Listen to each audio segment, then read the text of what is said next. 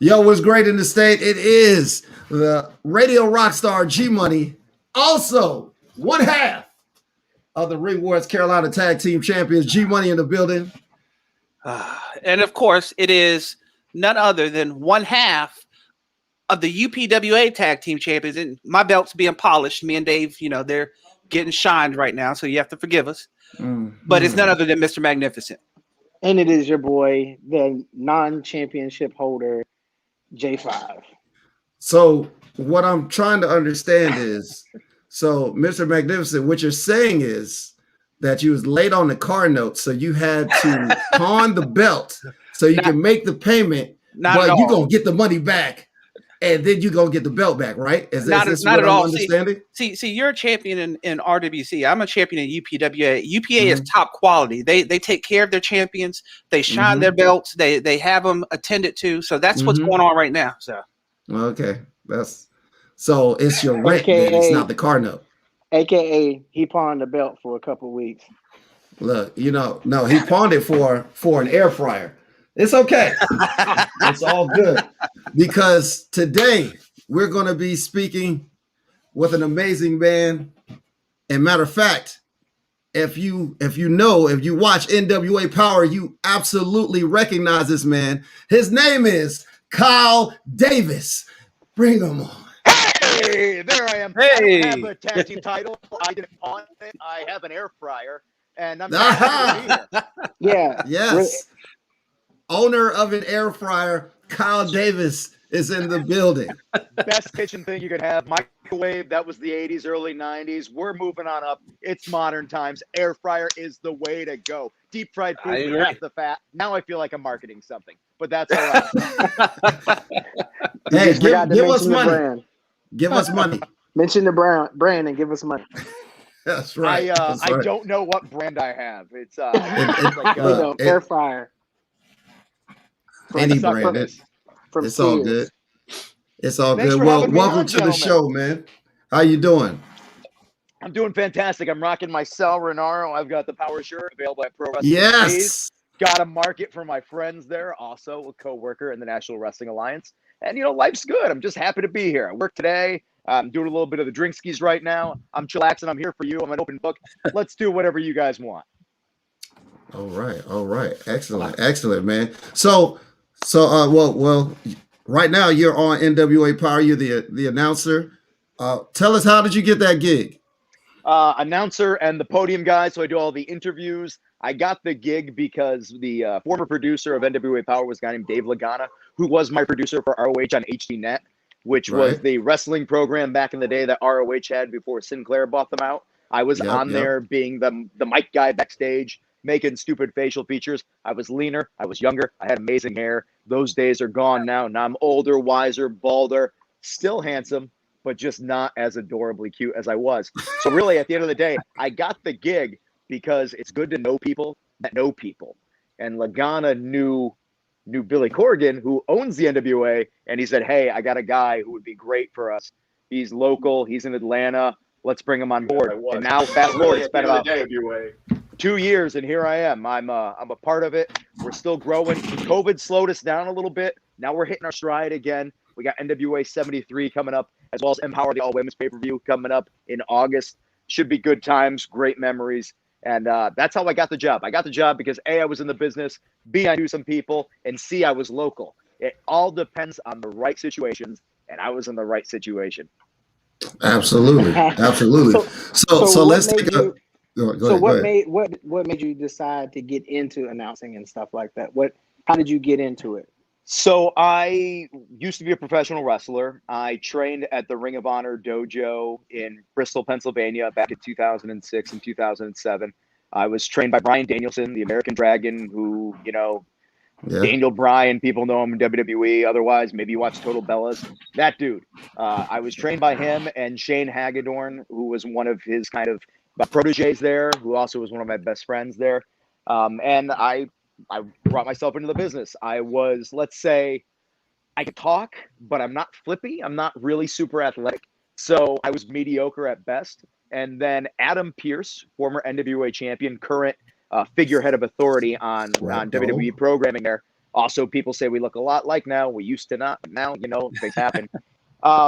Pierce, one day, he took over the booking of Ring of Honor, and Pierce came up to me. He's like, "Listen, Kyle, you're the shits in the ring." And I was devastated. I was like, damn it, somebody noticed. I'm really good at selling. I can make somebody look great, but I'm not good at looking great. I'm more of like make funny faces and react to shit and get destroyed. That's why I had a great match with Sid where he just killed me. Regardless, though. So Pierce goes, "But you can talk," which is very important. And I need a stick man for the new HDNet TV show that we're going to have. He's like, "You can be our Mean Gene." And I had some reservations about it because, again, I broke into the business to not do that. And I talked to a bunch of people in the locker room at the time. And I remember Austin Aries telling me, you're going to be on 3 to 4 segments every episode. You don't have to work. You don't have to worry about what you look like shirtless. You're not going to get the shit kicked out of you. He's like, "Why wouldn't you do that?" And he was right. So I made a 2-year commitment for that with Ring of Honor. Show got canceled. And then I, being an egotistical middle of his 20 kids, I was so used to everything working out that I was like, if I'm used to doing shit at this level, I'm not going to do it here. Fast forward, like 8 years later, I haven't done shit in the wrestling business because I had an ego and I thought I was better than doing something that I was already doing. Wrong attitude, kids. If you're ever going to do anything, learn to fail, learn to just build yourself back up. You should always fail at the beginning of something, because if you're successful, you won't know what to do when you finally fail, and it'll destroy you. But that's how I got into broadcasting. Basically, somebody saw talent in me out of something that I was not planning on doing, and then I got to run with that ball. And then finally, years later, I had somebody in the business reach back out to me and invite me back into it. Now I'm loving life. I'm happy to be a part of this. That's dope. That is awesome. That is good stuff. Good stuff right there. Now, I think we should ask a question that's obviously on everybody's mind. That's really important. You being in NWA alongside Melina in NWA, everybody wants to know if I can have Melina's phone number. Go ahead, I'm ready. I am not at liberty to be handing out people's information. I am so sorry to disappoint you. However, you can hit her up online. I believe you can. She's available on Twitter and the Instagram, and she is very, very, very chatty with the fans. So, I mean, just kind of, I'm not saying slide into her DMs. I'm saying just like a photo or two, make it less creepy, and then eventually develop a friendship. Do the long con. 3 years from now, you've already developed a friendship. You have an online thing. Maybe one day you go out for coffee, and then bam, the bus hits you right when you're about to make your move. So again, and Don't why worry, did she the not bus- get hit by the bus? Because she was able to split below the bus as it came in. Damn.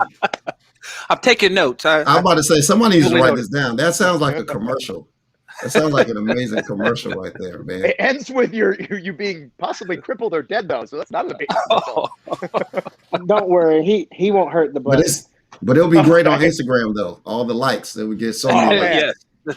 There's a great Instagram account called America's Got No Talent. I have a feeling that would totally be on there. It's a great. If you ever want to watch people just get hurt or failing miserably at trying to do amazing things, it's like that one thing. You ever just find yourself deep diving in something, and maybe you're imbibed, you're drinking, you have an edible or something, and you're just like, oh my God, look at this.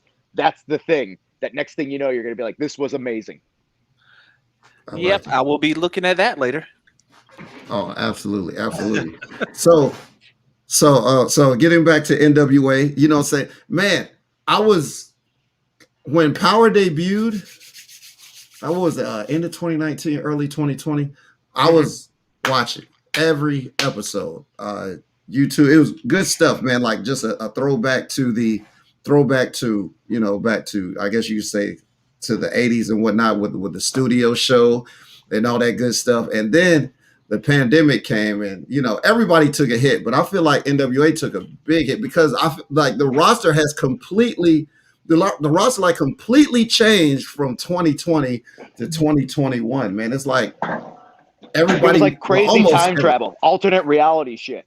We were hitting a stride. I'm trying to think, right before COVID hit, I was doing a press conference at the Gateway Center here, which is like a small arena that's right down the street from where I live. That was sweet. Main event was supposed to be Nick Aldis versus Marty Scurll for the NWA title. We had all this stuff. Tag teams were coming in. We were going to have a tag team tournament again. It was going to be this whole thing. There was going to be a fan fest and this, that. And then COVID hit and none of that shit happened.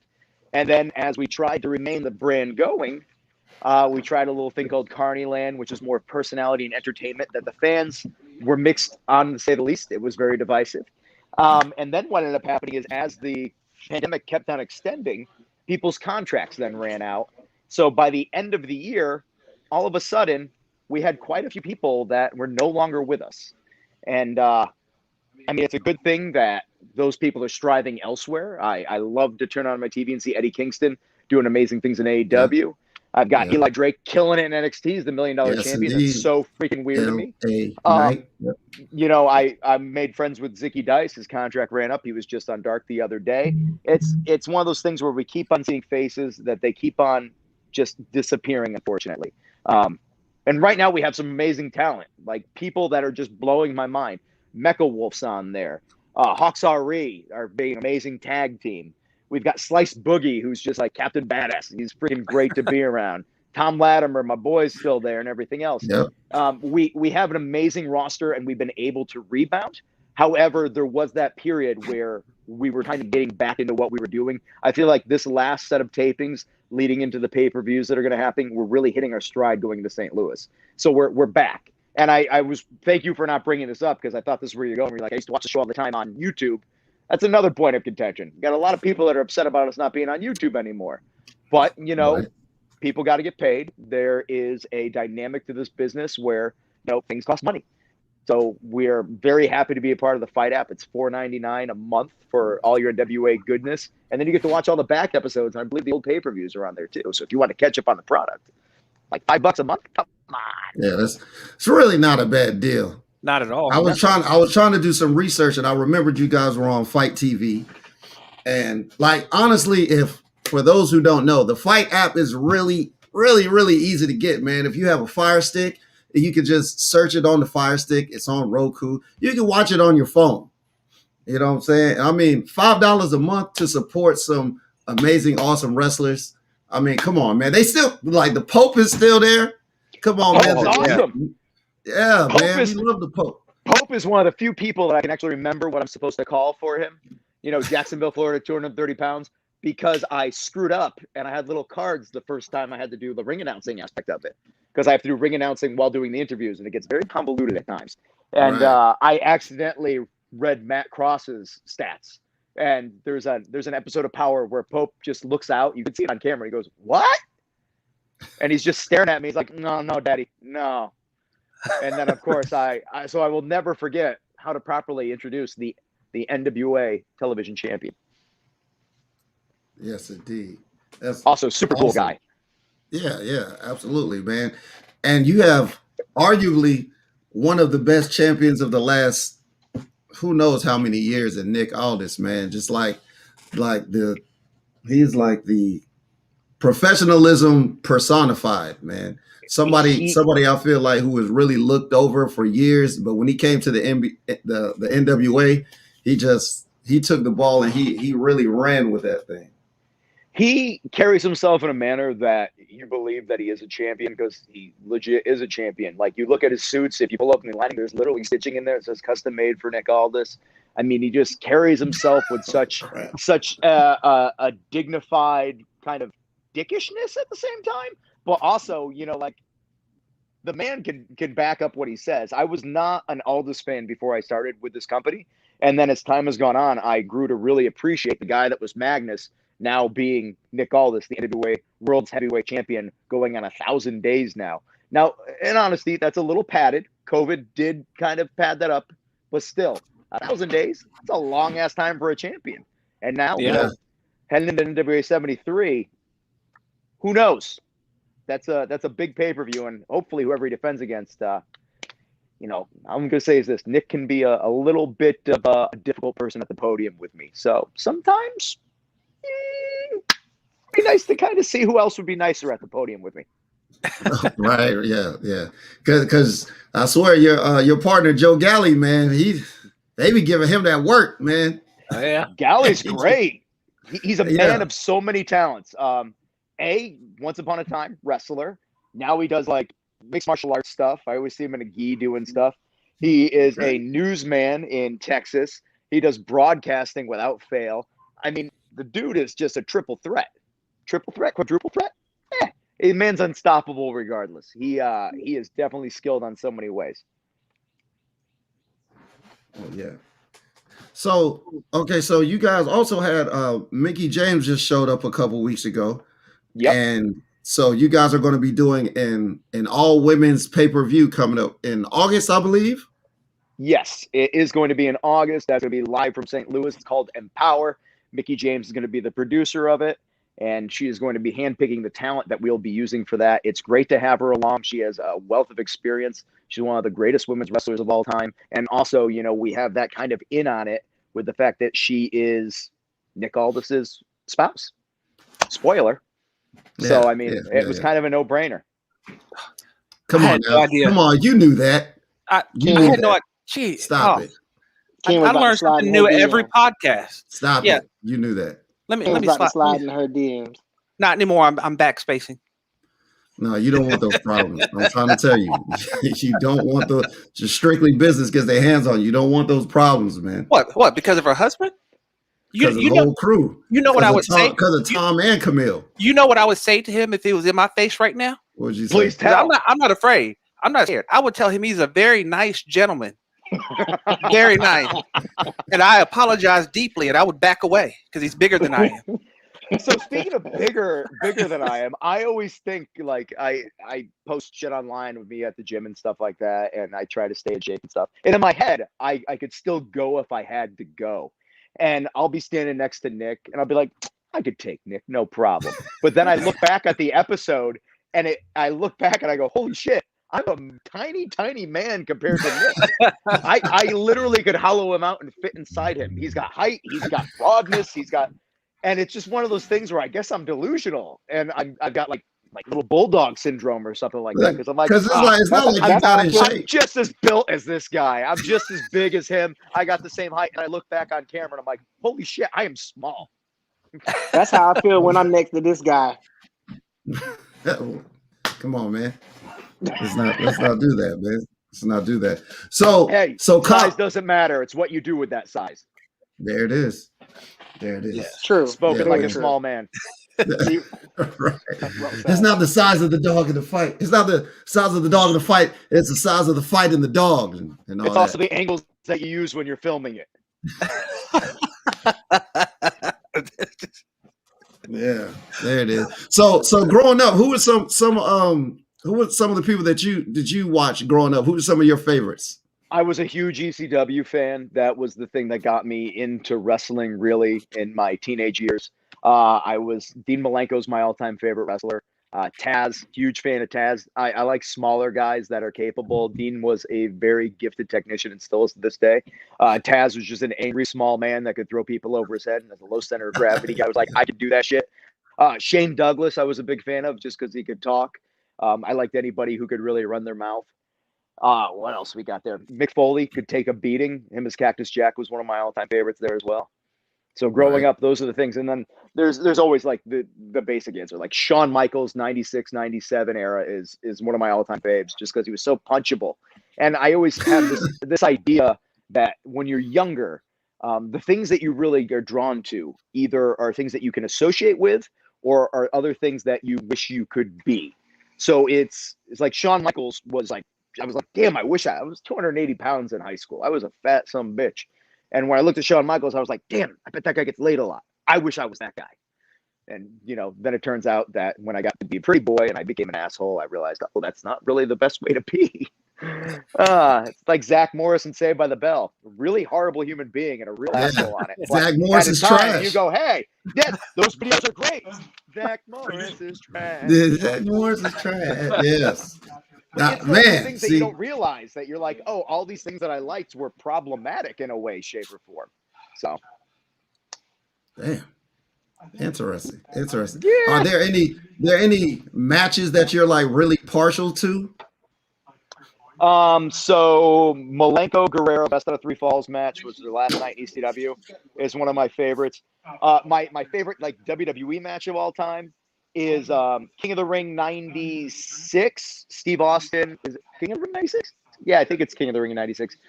Steve Austin, Shawn Michaels, or was that 97? That might have been 97. Regardless, they're begrudging partners. They have this whole thing. The match ends in a no contest, but both guys are at their peak. They're going 1,000 miles an hour, and they just don't seem like they give a shit about anything other than beating the hell out of each other. And it's just one of those things where even to this day watching that, it still feels like, yeah, I don't know if these two guys actually like each other even remotely. But yeah, otherwise a lot of New Japan stuff. Shinsuke Nakamura is one of my favorite modern day wrestlers, and then Bryan Danielson, of course, simply because A, I was trained by him, B, he's badass, and C, I'm jealous of his ability to grow hair and facial hair. That's awesome.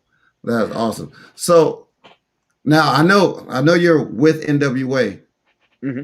Did you have any like aspirations of like working like overseas in Japan or maybe with any other companies? So when I was an active wrestler, Dave Marquez, when I met him like 12, 13 years ago, basically said, hey, I think you got a great personality. There's a New Japan dojo in LA that a bunch of guys are there. I know them all. You're welcome to go if you want. I would recommend moving to the West Coast because I'm an East Coast boy. And he's like, move to the West Coast, give it a shot. And I had a very comfortable life on the East Coast. I just was lazy and I didn't want to really put that effort in and start fresh somewhere. But I mean, like that was Rocky Romero, Daniel Bryan, Shinsuke Nakamura, Carl Anderson, Prince Devitt, who's Finn Balor now. All these people I had the opportunity to go do shit with. So who knows what would have happened if I wasn't such a lazy, unmotivated human being at that point in my life. And it is just what it is. And now I just lean into it. Now I realize, like, hey, life's a hustle. And if you're cool with not getting everything you want by not hustling, then you're not failing. But if you want to hustle and do all that, by all means, please do. But I'm not that guy. I like to relax, take it easy. Life is for the living, and I'm trying to live mine nice and chill. I dig that. How important is it for you to announce someone perfectly? Like their entrance on when they're coming out and everything. Like how is it for you to introduce them? How important to you is that? So every now and then I will make a little hiccup on there and everything like that, and I just try to pass over it because everybody makes mistakes. But for me, I never thought I'd be doing that part of this business. I like the broadcasting and the interview and stuff. That was kind of my thing I excelled at. But now having to pick up like the actual announcing and shit, that is it's a challenge for me, and it's super important because it kind of sets the tone for what's going on. If it's a match with stipulations, you're announcing that at the very beginning. And that's also important. You want to make sure people get a vibe of who that character is. And the more excited I am, the more excited the audience more likely is from me just selling that. Take it. So, okay. So where do you see NWA going? Let's say short term. It's what, June 17th. So between now and June 17th, 2022, what would you like to see done, or what would you like to see NWA accomplish in a year? In a year, I just really want us to be able to get back on the footing we were, which was being a talk of the wrestling business. We're never going to be the biggest company. We're our niche audience. We basically cater to that nostalgia aspect, but also peppering in some new flavor of what professional wrestling is in the modern era. And I'm hoping that this St. Louis excursion for us with the anniversary and the women's pay-per-view will get us a great build-up. Why is my dog limping? Oh, no. Will give us a great build-up to just go on, because I'm hoping that within a year, we will have some established talent instead of everybody just pretty much things happening and then they're there for a season or two, and the next thing you know, they pop up in another company, which is nothing wrong with that. Everybody's got to get paid. Everybody's got to do their thing. Contracts are contracts.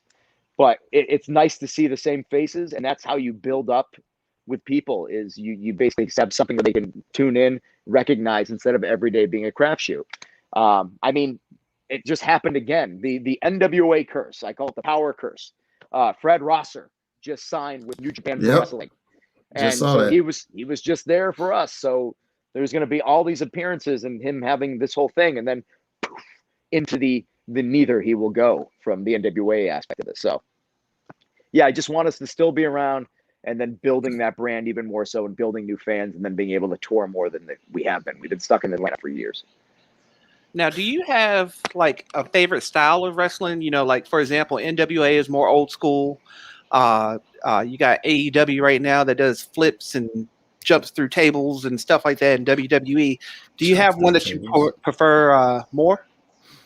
I like just about everything but death matches. Death matches I've never been able to get into. I know plenty of people in the death match business, and it's just never been my cup of tea. But as far as wrestling goes, I like the peak stuff that I can go back and watch at any time is like WCW late 90s cruiserweight stuff. So we're talking like the 96 to 98 era. That stuff I could watch all day long. Also like old All Japan. We're talking from the early 90s, which was basically, like Kawada, Sawa, Kobashi, all that stuff. Also just bam. Johnny Ace when he was actually in Japan and hitting ace crushers on people and things like that.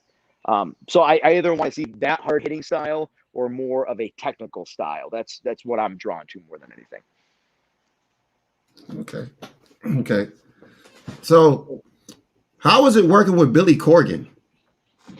I mean, he's a human being. He just happens to be a rock star that's much better off than I am. He's eccentric. I mean, that's what happens. He's also passionate, which you can never fault anybody for. He grew up on professional wrestling. He loves it, and he's gone out of his way to get into this whole business. He had the TNA version there where he almost took that over, and then they had some falling out there. And now he's running the NWA. It's his company. It's his name. He's behind most of the content in the show, and then we all have he comes up with ideas, and we put that all together as actual reality. He's super cool. I got to talk to him a little bit at the last tapings. We killed some time with the audience, him and I riffing off each other. He made me promise I would never dance again on television after I did a little Das Wunderkind Alex Wright dance with Nick Aldis there a few episodes back. He basically told me I'm getting older and I need to be aware of my limits, and my limits are dancing. And he hopes he never has to see that again, and he made me promise. And damn it, I'm a man of my word, so I promised him I'd never dance on camera again. Well, you can show us if you want to. You can show us a little bit of that Alex Wright dance now. Since you're not on that camera. No, because I feel like if he sees this and I'm promoting the brand, he'll take that as some sort of front. That's a setup. And besides, I got no moves. I'm gonna be honest with you. Like I am the epitome of generic. You're gonna see me Cabbage Patch, and you're gonna be like, yeah, white bread over here, not good. I mean, like, I'm just as guilty. If I go to a wedding, I'm gonna do the dip. I put my hand up on you. Right. Oh man, I mean, yes. It just is what it is. You got to do some shit that you want. But yeah, dancing not for me. I'm also not a good singer. What else am I not good at? I'm not good at jumping. I got no ups. Ah man. So in wrestling, when I was training for wrestling, and I realized that there's such a thing as lucha passes, where instead of leapfrogging people, you just sidestep and push them through. Yeah. I was like, that's my jam now. Every match. That. When I see, I work with Homicide, and D does lucha passes all the time, and I'm like, yeah. Except he can actually do a leapfrog when he needs to, unlike me. Yeah. So one thing that we like to ask guests when they come on the show is about road stories. So what is like the craziest road story that you, I guess, are willing to share with us from any point in your wrestling career? So like road stories, I'm bad for this because I was, like I said, I was a real piece of shit. I had like a girlfriend in every town. So I was known as that guy who literally would disappear for a little bit. And it's like, oh, I know where Kyle does this, that, like mid-show sometimes. Vegas was not a good place for me, and neither San Francisco. So most of my stories involve me being not kind of a womanizer. But The Wrestler. We filmed the movie The Wrestler when I was with Ring of Honor in Dover, New Jersey. That was a fun 3 days of our life. They had us all sitting around one day, and they're like, hey, you're all going to have an opportunity to be in a locker room scene. And then after like 10 hours of waiting, it was a Wednesday, which is comic book day. So I was like, my ass is going to buy new comic books. I don't care. I bailed. And then when the movie came out, the only thing you saw was one of us, which was Bobby Dempsey, in the background with like a broom in a locker room for no reason. So I was like, I didn't miss out on shit. But when we were there, let's see, what did we do there? Marissa Tomei is very attractive in person. And also, we had a guy that was training to break into the business that was really weird that we called C-ball, like the steroid. Funny thing is, this kid never took steroids. Super freaking awkward, super freaking weird. But somehow he got involved in a conversation about pantyhose fetishes, and it was right when Marissa Tomei entered the area we were in. So me being an asshole, I was like, guys, come on. Marissa Tomei, a quick question. How do you feel about this young man having a pantyhose fetish? Do you think that's a weird thing? What do you think? And she was like, I don't know, guys. And then within 3 minutes, we had a PA come in and be like, hey, guys, we're going to have to clear out this area. They're going to film something in here. Everybody just looked at me like, you just got us all kicked out of the area. And then when we were there, Mickey Rourke at the end of the tapings was kind of like running the ropes half-assed. He was like, and we're sitting there laughing our asses off at just his lackadaisical ability to do this. And so we're laughing and we're kind of making jokes and stuff because wrestlers are not good at not being kind of bullies at times. And as an actor, I think he's so used to people just genuflecting upon him that having a bunch of people like Roderick Strong and Brent Albright, I remember pretty much would like slap him on the back and be like, hey, guy, look at you. And then kind of laugh and then walk away from him. He'd be like sitting there getting his hair braided with a chihuahua on his lap. And you're like, I get it, man, but you should not be around us. We're not good people for this. We're going to be giving you so much shit. So he's running the ropes and it's sad and we're making fun of him and everything like that. And then somebody goes like, excuse me, Mr. Rourke is trying to perform. We're trying to film something right now. And we're like, you guys aren't filming. You're taking still photos. So the sound's not doing anything. And then Grizzly Redwood, who had a lumberjack gimmick, very small guy, still one of my friends to this day. He loudly proclaims, people laugh at me all the time. I learned to deal with it. And then Mickey Rourke just looked down at the ground like he didn't know what the hell to do. Like he was just got called out by a 5'3" man. And that was a fun, annoying weekend. But I'm trying to think what else.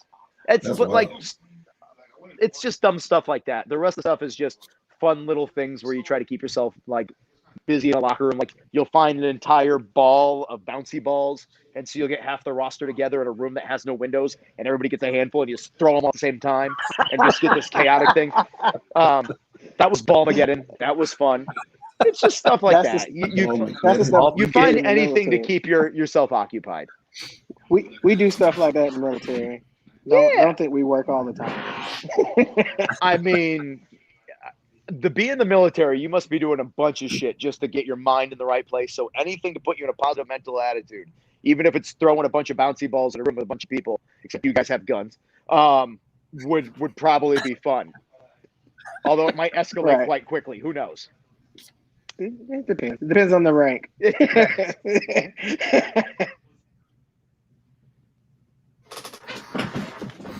Yeah, that's. So, what is one of your favorite? Your favorite entrance themes? I usually ask this question because I'm an entrance theme person. What is like one of your favorite entrance themes that you any brand? It doesn't even matter.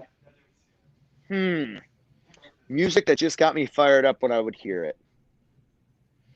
Current is Nakamura's Shinsuke Nakamura's theme. That violin, everything that just gets me and everything like that.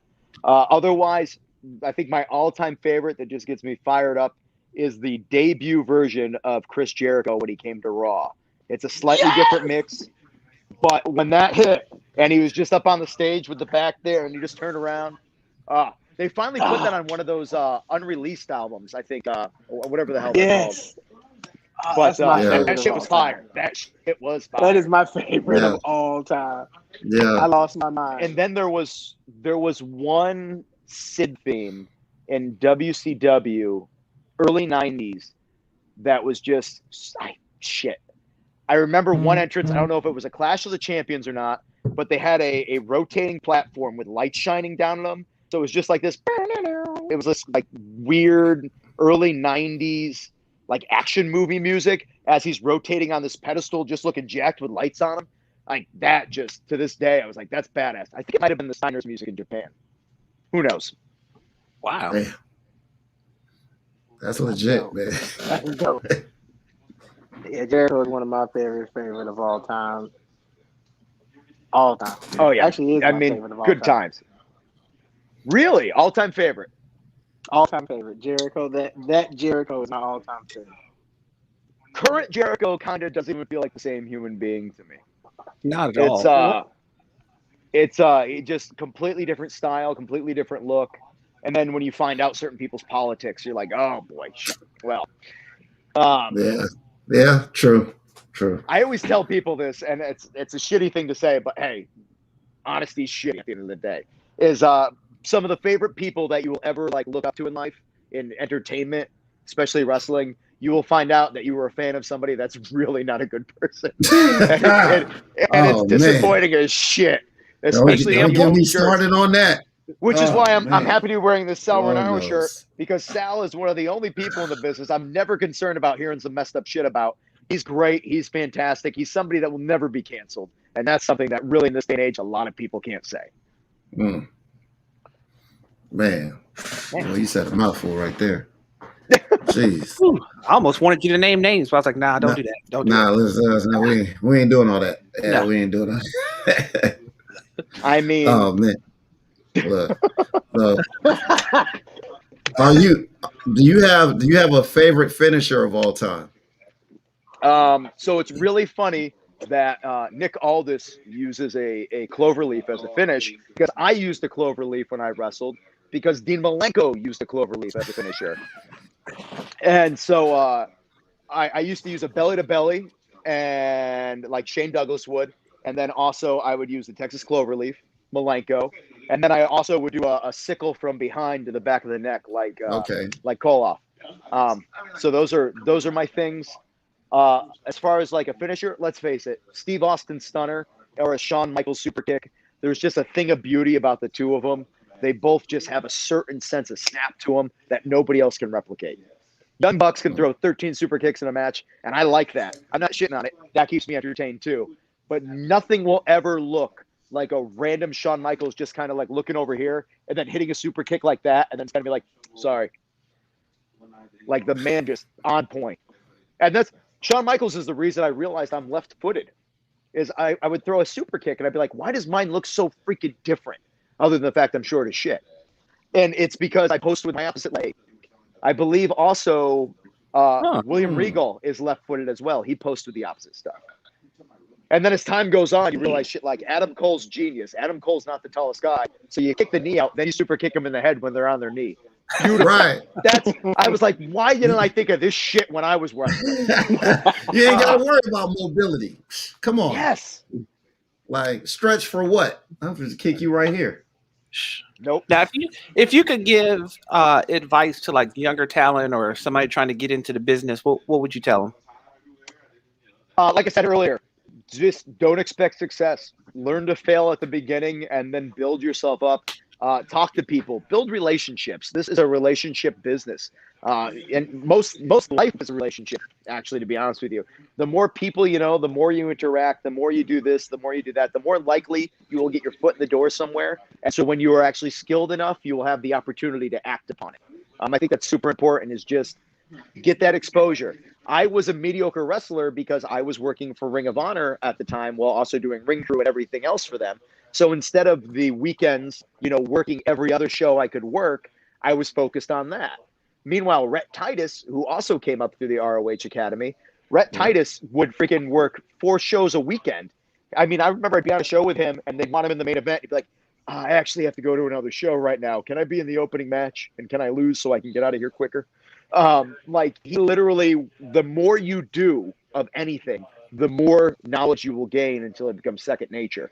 If you're only doing something once a month, you're not going to get that good at it very quickly. But if you're doing something constantly and consistently, you are going to thrive as time goes on. Makes sense. That's good advice. That is good stuff, man. Also, don't be an asshole. That's good stuff. That's my other advice. Don't be an asshole, because you never know who you're going to meet on your way up or down. Yes.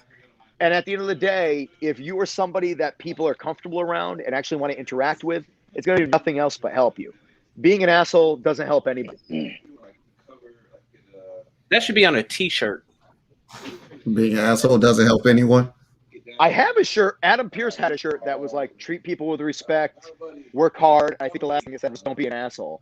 So, I mean, as I'm an Adam Pearce guy, so it makes sense that I would have that shirt anyway. Man, how happy are you for Adam Pearce, man, and his role at WWE? It's freaking fantastic. I mean, I remember the last time. No, I saw him more recently than that, but I remember we all went out for burgers and drinks in Orlando one night. It's like 6 years ago, maybe.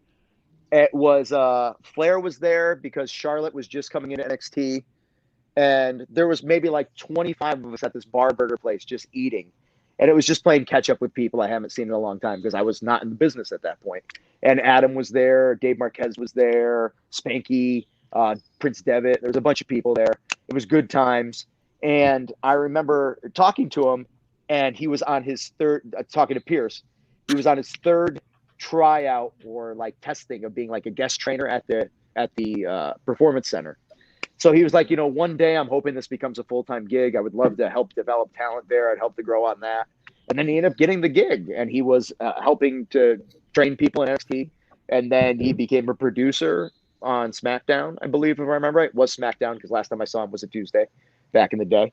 And now he's a figurehead. That's just a sign of if you can carry yourself in a certain manner and you are professional and people like you and you can network, when an opportunity arises, you're just going to thrive in it. And look at him. He's freaking thriving. I'm so freaking happy for him. Also, I mean, the man used to live in the Midwest, like freaking freezing cold. Now he's living in Florida. Much better life. Can't beat that, man.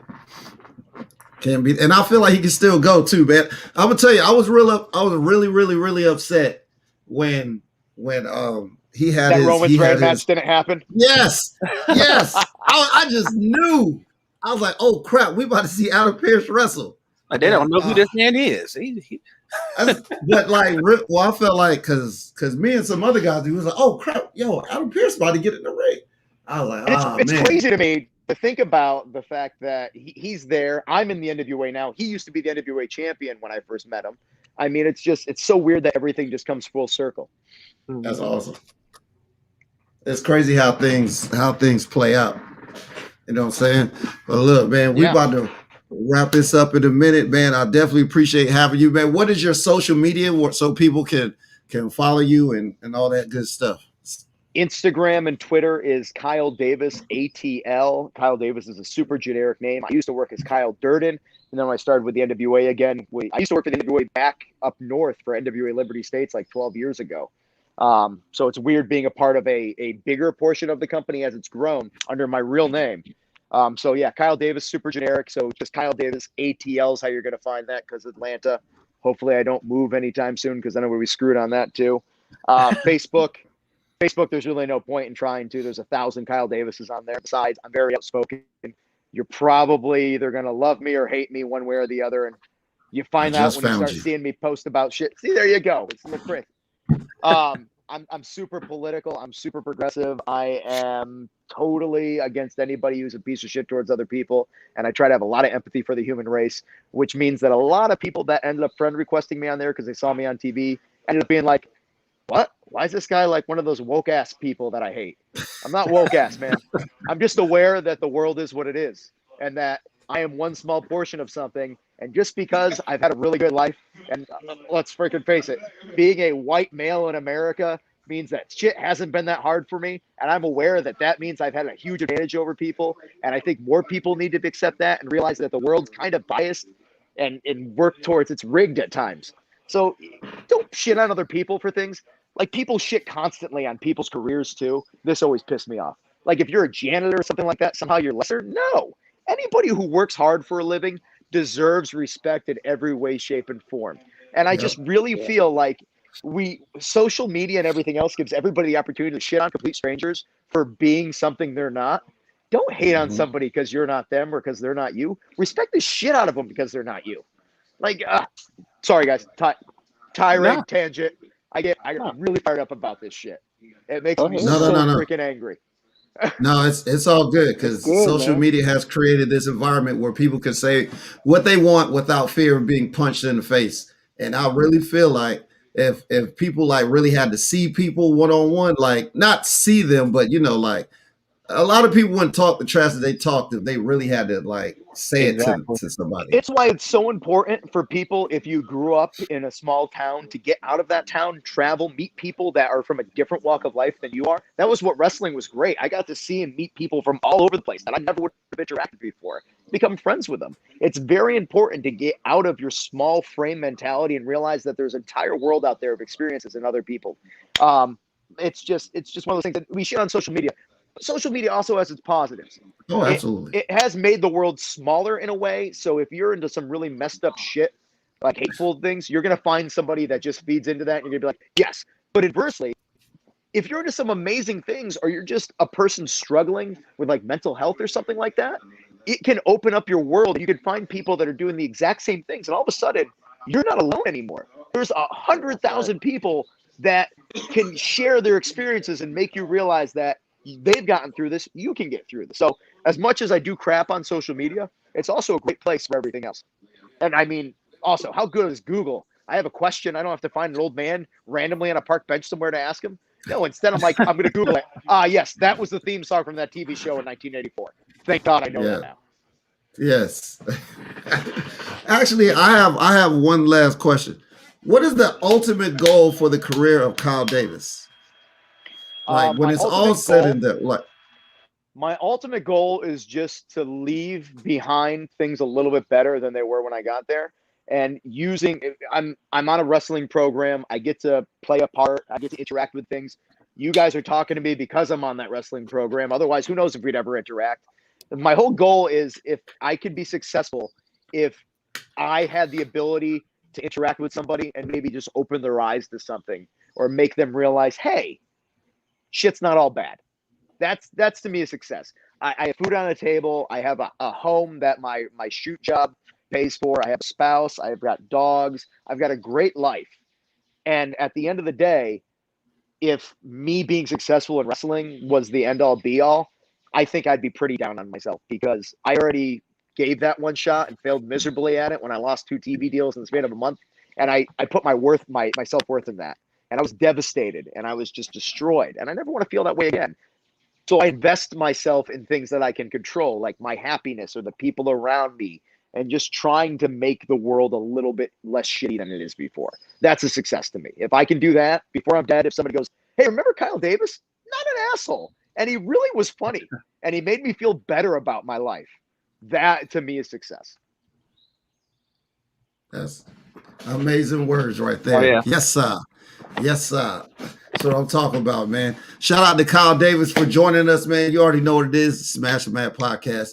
You see the ticker at the bottom, but just in case, you can follow us on Facebook, Smash the Mat. We're on Twitter, Smash the Mat Podcast. On Twitter, we're on Smash the Mat Pod. On Instagram, we're Smash the Mat Podcast. We have a website, finally, that these guys have been clamoring for, and they did shit on since we got it. I just want to let you guys know that, okay? Hey, who's the webmaster? Also, we got the Smash the Mat YouTube page. You already know. Look, we got content coming up real soon, including this interview, man. Definitely appreciate you for taking the time out of your busy schedule to talk with us, man. And I know I'm about to subscribe to Fight TV and NWA. $5 a month. Five mother-loving dollars a month, bruh. You can't spare $5 a month to watch some amazing wrestling, huh? That's definitely worth it. Huh? I spend $5 a month going out to eat. Bro, look, that's You 5 spend double $5 cheeseburgers. You sacrifice $5 5 double a day cheeseburgers. on snacks. I spend $5 on one shot at the gas station buying a bag of chips and a soda when I shouldn't. I mean, come on. What's What's healthier, $5? NWA wrestling or junk food? Come on now. NWA marketing. One is going to improve your life. The other one is going to make you look like Mr. Magnificent. Okay, hey. So you got to make it. You got to make it work. You got to make it work. This is how I know you guys are friends. There's no way you'd insult somebody like that if they weren't your friend. Right. Look, I tell my guys all the time, if I'm not talking shit to you, I don't care about you. This is true. This is What's true. This is funny- why I let him get away with it. That's what I do. I talk shit. What's You know funny what I'm is I was saying? going to say the exact same thing. If I'm not Oh, talking shit to you, I don't give a shit. Well, or sometimes I might talk shit to you and I can't. I mean, you just got to figure it out. You know what I'm saying? It's in there. You get to it. You know what I'm saying? Look, the next time you'll see us, it'll be June 19th. We'll be in Lumberton, Ring Wars, Carolina. Nice for what? And matter of fact, real quick plug. The main event of that show, if you are in the area in Lumberton, North Carolina, main event of that show is the Extreme Horsemen, C.W. Anderson and Preston Quinn versus Lodi's Flock. It is Lodi and Sick Boy. I haven't seen Sick Boy in who fucking knows how long. It's gonna be great. It's gonna be great. I can't wait. I'm ready. I'm going to be there. Got my tickets already. You already know, man. Of course. We gonna make it, man. Salute to Kyle Davis. We out here. NWA Power. Make sure you check that out, man. We out of here. Peace. Be safe.